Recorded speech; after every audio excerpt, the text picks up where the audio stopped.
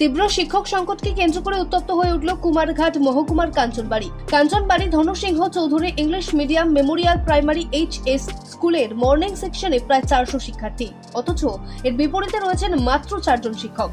দীর্ঘদিন ধরে এমন চরম শিক্ষক ঘাটতির কারণে পঠন পাঠন প্রায় শিখে উঠেছে বলা চলে। এমতাবস্থায় বৃহস্পতিবার সকালে ক্ষোভে ফেটে পড়েন ছাত্রছাত্রী ও অভিভাবকরা। পরিস্থিতি চরম আকার নিলে তারা স্কুলের মূল ফটকে তালা ঝুলিয়ে দেন এবং বিদ্যালয় সংলগ্ন কুমারঘাট কাঞ্চনপুর প্রধান সড়কে অবস্থান নিয়ে পথ অবরোধ শুরু করেন। আমরা সকালবেলা আসার পর হঠাৎ করে দেখি বাচ্চা প্রেয়ার আমরা দস্তুর মতো করার পর দেখলাম হঠাৎ করে গার্জিয়ানগুলা বাচ্চাদের নিয়ে বাড়িয়ে তোলে। কী হলো ওনারা বলেন কিচ্ছু না, আপনারা থাকেন বলে ওনাদের বাচ্চাদেরকে নিয়ে বাইরে চলে গেলেন।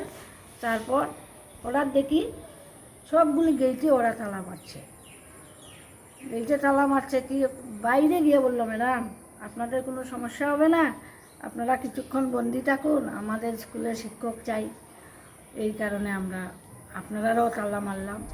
অবরোধের জেরে গুরুত্বপূর্ণ ওই সড়কে সাময়িকভাবে যান চলাচল ব্যাহত হয় এবং গোটা এলাকায় তীব্র চাঞ্চল্য ছড়িয়ে পড়ে। অবিলম্বে প্রয়োজনীয় সংখ্যক শিক্ষক নিয়োগ করে স্বাভাবিক পঠন পাঠন নিশ্চিত করার দাবিতে সরব হন আন্দোলনকারীরা।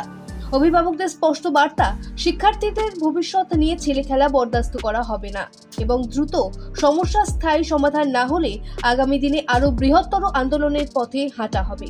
ত্রিপুরা থেকে দেবাশিস বসুর রিপোর্ট, সিএন ত্রিপুরা।